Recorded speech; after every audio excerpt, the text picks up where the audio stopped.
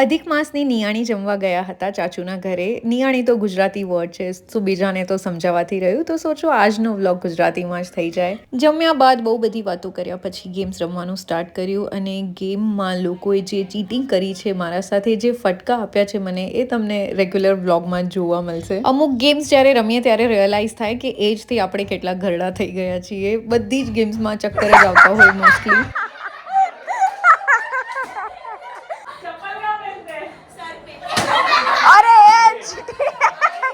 બીજે દિવસે ઉઠતાની સાથે જ સ્વિમિંગનું પ્લાન હતું, તો ચાલે ગયા અમે લોકો ક્લબ હાઉસમાં. આવી ક્લબ હાઉસવાળી બિલ્ડિંગ્સ મને બહુ જ ગમે, પણ જેમના પાસે હોય એમને યુટિલાઇઝ કરતા ના આવડે. પૂરો પૂલ ખાલી છે, અમારા અલાવા કોઈ જ નહોતું અહીંયા. સો અમે લોકોએ પૂલમાં યોગા, ડાન્સ, ગેમ્સ બધું જ રમી ચૂક્યા હતા.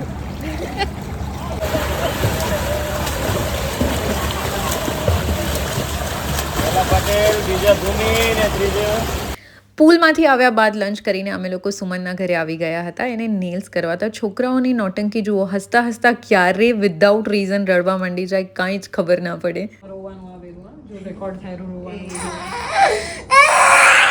સાંજે બીજા ચાચુના ઘરે નિયાણી હતી. જ્યારે નિયાણી જમવા જઈએ ત્યારે કામ કરવા આપે જ નહીં આંટી લોકો, પણ ઓબ્વિયસલી ઊભા રહેવા કરતાં આવા છોટા મોટા કામ લઈ લઈએ તો સારું, કામચોરવાળી ફિલિંગ ના આવે એટલીસ્ટ.